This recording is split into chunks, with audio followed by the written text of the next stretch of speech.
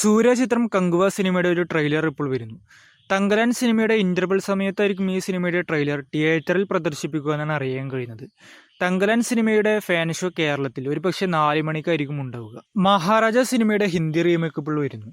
അമീർ ഖാനാണ് സിനിമയുടെ ഹിന്ദി റീമേക്ക് ഇപ്പോൾ സ്വന്തമാക്കിയെന്നാണ് അറിയാൻ കഴിയുന്നത്. സിനിമയിൽ നായകനായി അമീർ ഖാൻ തന്നെയായിരിക്കും എത്തുക. സിനിമ ആര് സംവിധാനം ചെയ്യുമെന്നത് ഇപ്പോൾ ഇതുവരെ ഒരു അപ്ഡേറ്റും ഇപ്പോൾ പുറത്തുനിന്നിട്ടില്ല.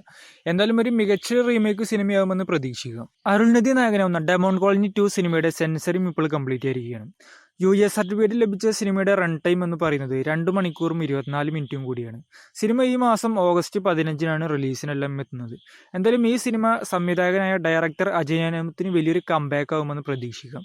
കൂടാതെ തന്നെ ഫസ്റ്റ് പാർട്ടിനേക്കാൾ മികച്ചൊരു സിനിമയായിരിക്കുമെന്നും പ്രതീക്ഷിക്കാം. വിഷ്ണു വിശാൽ നായകനാവുന്ന അടുത്ത സിനിമയാണല്ലോ രാക്ഷസൻ സിനിമയുടെ സംവിധായകനായ രാംകുമാർ സംവിധാനം ചെയ്യുന്ന സിനിമ.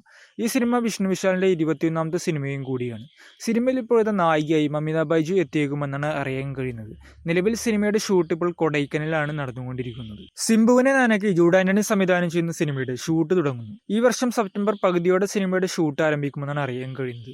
സിനിമയുടെ ബഡ്ജറ്റ് 150 കോടിക്ക് മുകളിലും കൂടിയാണ്. വിജയ് ചിത്രം ഗോട്ട് സിനിമയുടെ ഡ്യൂറേഷൻ അപ്ഡേറ്റ് ഇപ്പോൾ അറിയാൻ കഴിഞ്ഞിരിക്കുകയാണ്. സിനിമയുടെ ഡ്യൂറേഷൻ ഇപ്പോഴത്തെ 2 മണിക്കൂർ 30 മിനിറ്റ് ആയിരിക്കും ആകെ ഉണ്ടാവുക എന്നാണ് അറിയാൻ കഴിയുന്നത്.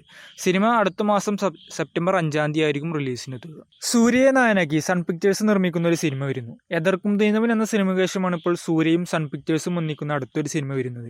വരും ദിവസങ്ങളിൽ സിനിമയുടെ ഒരു പ്രഖ്യാപനം ഉണ്ടായേക്കുമെന്നാണ് അറിയാൻ കഴിയുന്നത്. ജൂനിയർ NTRനെ നായകനാക്കി ഹായ്നാന സിനിമയുടെ സംവിധായകന്റെ അടുത്തൊരു സിനിമ വരുന്നു. ഈ സിനിമ ഇപ്പോഴത്തെ 2 പാർട്ടുകളായി വരുന്ന ഒരു ആക്ഷൻ ഫിലിമായി ആയിരിക്കുമെന്നാണ് അറിയാൻ കഴിയുന്നത്. വരും ദിവസങ്ങളിൽ സിനിമയുടെ ഒരു ഒഫീഷ്യൽ പ്രഖ്യാപനമെല്ലാം പ്രതീക്ഷിക്കാം. രജനിയെ നായകനാക്കി മാരി സെൽവരാജ് സംവിധാനം ചെയ്യുന്ന ഒരു സിനിമ വരുന്ന റൂമറുകൾ.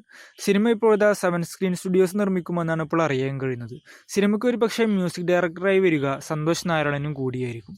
വരും ദിവസങ്ങളിൽ സിനിമയുടെ ഒരു ഒഫീഷ്യൽ പ്രഖ്യാപനമെല്ലാം ഇനി പ്രതീക്ഷിക്കാം. സീതാരാമം എന്ന സിനിമയ്ക്ക് ശേഷം ഹനു രാഘവപ്പടി സംവിധാനം ചെയ്യുന്ന ഒരു സിനിമ വരുന്നു. പ്രഭാസ് സിനിമയിൽ നായകനായി എത്തുമെന്നാണ് അറിയാൻ കഴിയുന്നത്. ഈ സിനിമ ഒരു റൊമാൻറ്റിക് ആക്ഷൻ ഫിലിമും കൂടിയാണ്. 1940-ൽ കഥ പറയുന്ന ഒരു ബ്രിട്ടീഷ് ബാക്ക്ഡ്രോപ്പിൽ വരുന്ന ഒരു സിനിമയും കൂടിയാണ്. പ്രഭാസ് ഈ സിനിമയിൽ ഒരു ബ്രിട്ടീഷ് പട്ടാളക്കാരനായി എത്തുമെന്നാണ് അറിയാൻ കഴിയുന്നത്. സിനിമയുടെ പൂജ ഒരു പക്ഷേ ഈ മാസം അവസാനം തന്നെ പ്രതീക്ഷിക്കാം. സിനിമയ്ക്ക് മ്യൂസിക് എല്ലാം ചെയ്യുക വിശാൽ ചന്ദ്രശേഖരനും സിനിമ നിർമ്മിക്കുക മൈത്രി മൂവി മേക്കേഴ്സും കൂടിയായിരിക്കും. പ്രഭാസ് നായകനാവുന്ന അടുത്ത ചിത്രമാണല്ലോ രാജാസാബ് എന്ന ചിത്രം. സിനിമയുടെ ഷൂട്ട് ഇപ്പോഴത്തെ 40% കംപ്ലീറ്റ് ആയിരിക്കുകയാണ്.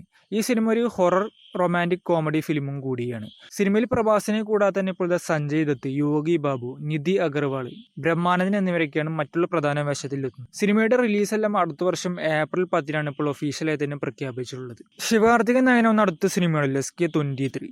സിനിമയുടെ ഷൂട്ട് ഇപ്പോഴത്തെ ചെന്നൈ ഭാഗങ്ങളിലാണ് ഇപ്പോൾ നടന്നുകൊണ്ടിരിക്കുന്നത്.